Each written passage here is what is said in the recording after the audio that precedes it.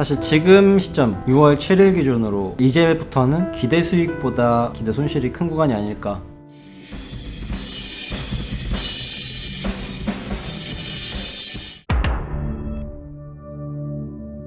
아이고야 정말로. 네, 안녕하세요. 안녕하세요. 왔니? 한번 오랜만에 해주세요. 왔어요? 왔어요? 왔니? 아, 이거 요새 텐션이 안녕. 영 안 올라오네. 쉽지가 않아요. 억텐으로 하는 것도 한계가 있지. 또 왜 멘탈에서 입고 계세요? 시장에 녹록치 않은 걸 어떡하나. 녹록치 않은 거 맞아요? 다 지금 좋아하던데. 나 빼고 다 돈 버나? 와 진짜 초반부터 이렇게 큰 손실을 맞이해도 되나 싶을 정도로 조선주들도 뜻대로 안 움직이고 글로벌 자동차 업체들은 날아가는데 내 현대차 관련주들은 글로벌 무시하고. 그래도 현대차는 조금 추세가 올라가던데. 난 진짜 한번 싸졌으면 좋겠어. 애플카 이슈 때 정고점 깨졌으면 좋겠어. 근데 가격이 좀 비싸긴 하더라. 내가 봤는데 원래 사실 가지고 계신 포트폴리오는 되게 사실 탄탄하잖아요. 근데 트레이딩을 조금 그 와중에 하시다가 그러니까 요즘 지금 바빠 죽겠는데 조금 내가 사람들한테 보여주려고 약간 무리한 트레이딩을 섞다 보니까 조금씩 꼬이네. 한가해지면 진짜 불꽃거리 한번 해야겠어. 보여주시나요? 보여줄 수 있을지 모르겠는데 기대해주세요. 나중에 한번 그런 날이 오지 않을까요? 그러면 오늘은 네. 두산중공업이 거의 상한가 갔어요. 보였어요? 봤지. 장난 아니던데. 그렇죠. 저번 주부터 워낙 사람들이 두산중공업 얘기 많이 해가지고 나도 이걸 얘기해야 되나 말아야 되나 이제 고민하다가 이제 너무 많이 올라서 와 이거는 얘기해야 되겠다. 사실 얘기해봤자 존소리 못 듣는 거 알지만 우린 또 솔직한 게 매력이잖아. 네. 우리가 뭐 애널리스트처럼 뭐 매도 의견 냈다고 욕먹을지언정 물론 내가 매도 의견을 내는 건 아니지만 그냥 팩트 체크. 지금으로서의 현재중공업의 위치는 어디 있는가. 두산중공업에. 두산중공업. 두산은 진짜 내 입에 안 붙는다. 내가 주식했던 그 순간들부터 좋았던 날이 많이 없어가지고 거의 10년을 넘게 계속 떨어지기만 했으니까. 근데 오늘 두산중공업의 시가총액 봤는데 와 지금 종가 기준으로 거의 13조? 13.5조 정도 된 거야. 와 진짜 비싼 건가 아닌가를 내가 좀 보기 위해서 2007년 가장 화랑일 때 가장 고점에서 밸류에이션이 얼마 정도였을까 봤더니 그때 당시로 한 16.5조? 근데 2007년 정도면 사실 완전히 되게 부각되고 수주잔고도 막 폭발적으로 늘어나는 시점이었는데 과연 지금 두산중공업의 밸류에이션이 13.5조인 게 맞을까? 그 두산중공업 같은 주식들의 특징이 이제 수주잔고로 측정하기 때문에 조선주처럼 PER, PBR 막 이런 게 잘 안 통하잖아. 그래서 두술라라는 얘기가 나오나 봐. 지금 시장에서는 거의 두술라 이렇게 돼가지고 그래서 나 괜히 잘못 놀렸다가 어쨌든 나는 팩트만 전하려고 하니까 내가 뭐 어떤 이해관계가 있는 것도 아니고 뭐 언제부터 신경 썼다고. 근데 이게 주가는 많이 떨어져 있잖아요. 2007년도 대비. 그치. 사람들이 이제 거기서 함정이 걸리는 거지. 근데 시가총액은 왜 비슷하지? 주가는 많이 떨어져 있는데. 그동안 이제 막 유증하고 감자하고 이러니까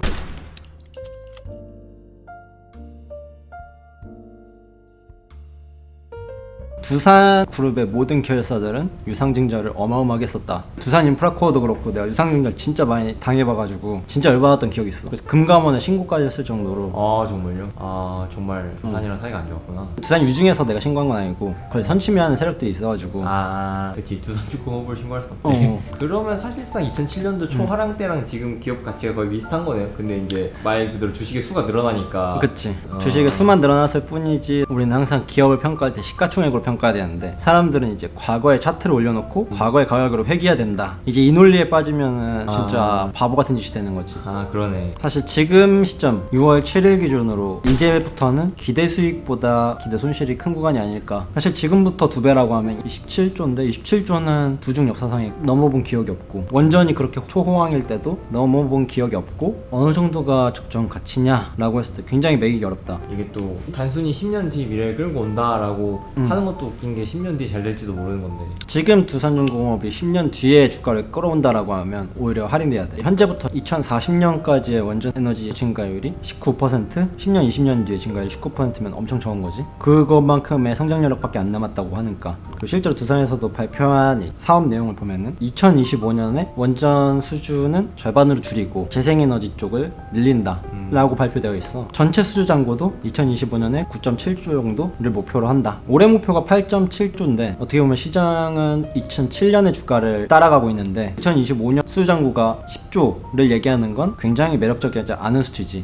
지금 두산중공업의 매력적인 포인트는 무엇일까라고 하면 재생에너지 쪽, 재생에너지 쪽을 조금씩 비중을 높여가는 점, 요거는 프리미엄을 줄 만한 요소인데 아무래도 지금 시장에서는 원전을 주력으로 모든 주식들의 프리미엄을 주고 있는 상황이니까 맞지 않다. 그렇다면 원전 쪽을 다시 밸류에이션 한다라고 하면 무엇이 남아있느냐, 그렇다면 원전 수주를 앞으로 또 증폭할 것이라는, 공격적으로 많이 따올 것이라는 미래가 그려져야 된다. 근데 이건 현실적으로 쉽지 않다. 각 국가는 이 에너지는 안보적인 이슈와 밀접하게 관련이 있기 때문에 자국 안에서 소화하는 경우가 많지 국가적으로 다른 국가한테 맡기는 경우가 사실 많이 없다. 맡긴다 하더라도 한전이 막 수출하는 그런 것들 있잖아. 핵연료 혹은 이제 뭐 원자로 기술 이런 거는 설계를 조금씩 막 도와주긴 하지, 워낙 기술이 없는 나라들은. 근데 대부분 우리가 알만한 뭐 러시아, 중국 이런 데들은 원전을 계속 많이 필요로 하는데 이미 다 자국에서 소화 가능하고, 그리고 신흥국들도 아마 재생에너지 쪽으로 많이 기울지 않을까. 단가가 내려오고 있으니까. 싸다라고 하면 신흥국들은 화력이나 석탄에너지 쓸 거고, 그래서 원자력을 신흥국한테 앞으로 얼만큼 수출할 수 있을까, 거기서도 나는 특별히 매력적이지 않고, 왜냐면 원자력 발전 단가가 계속 올라오고 있기 때문에. 그래서 그런 부담을 아마 필요로 하지 않을 거다. 그리고 이번에 사실 두산중공업이 국내 최대 해상풍력단지 기자재 공급 계약을 맺었잖아요.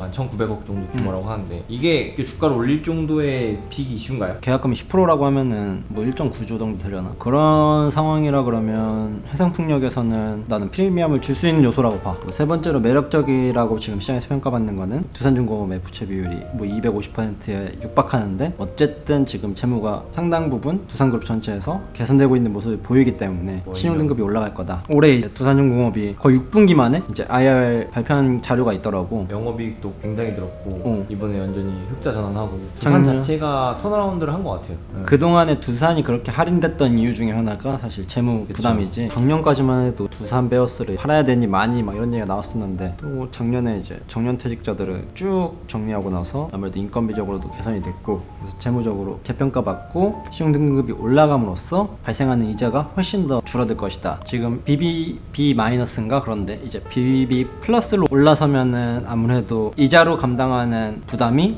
3,200억에서 뭐 절반 정도로 줄어들 것이다. 그럼 영업이익이 대폭 개선되겠지. 그래서 그걸 미리 시장에서 반영하고 있는지 모르겠지만 그런 부분도 지금 고평가 상황에 들어가고 있다. 그래서 전체적으로는 요 세 개가 장점으로 지금 시장에서 평가받는 요소. 일단 두산중공업 자체의 내부적인 비전은 2025년까지 매출의 60%를 신재생 에너지로 내겠다라고 하는 상황이니까, 제가 지금 뉴스 제목을 봤는데 천장도 바닥도 없다라고 하거든요. 이걸 딱 맞는 것 같아요. 진짜 프리미엄 붙으면은 뭐 말 그대로 두술라니까 그치. 쭉 갈 수도 있는 거고, 프리미엄 꺼지면 또 다 어차피 모멘텀일 뿐이니까 그치. 바닥 없이 정말 내려갈 수 있는 거고, 그래서 투자 주의가 아닌가. 맞아. 또 하나 있다. 2007년 대비 지금 예탁 잔고가 훨씬 많은 점, 그러니까 시장의 유동성이 지금 풍부한 점, 요것도 어떻게 보면 모멘텀이 끼기 좋은 요소니까. 그때랑 단순 시가총액 비교하기에 그런 유동성 차이가 조금 있지 않나. 요 네 개가 지금 장점으로 나오고 있고, 단점으로 보면은 지금 현실적이지 않은 펀더멘탈 개선, 어떻게 보면 지금 정상화의 단계에 올랐을 뿐이고, 이건 이제 미래의 수주 잔고를 땡겨온다라고 시장에서 반영하고 있고, 두산은 앞으로도 몇 년간 폭발적인 영업이익을 보여줄 수 없기 때문에 이제 그게 현실적인 거고, 요 풍력시장이 과연 얼마로 밸류에이션 하느냐에 따라 다르겠지만, 물론 장기적으로 더 늘겠지만 아무래도 금리 인상 압박 때문에 요런 쪽에 투자가 많이 이루어지지 않는 점, 곧 테이퍼링이 될 거다. 그래서 요런 쪽에 밸류에이션이 많이 깎이고 있다. 지금 2차전지도 그렇고 기존의 재생에너지들 주식들도 한번 쭉 달렸다가 내려왔잖아. 테이퍼링이 가까워질수록 요 밸류에이션은 앞으로 계속 할인 요소가 될 수 있다. 그러니까 두산중공업 같이 진짜 모멘텀으로만 움직이고 있는 주식 같은 경우는 테이퍼링 하는 순간 진짜 엄청나게 떨어질 수도 있겠네요.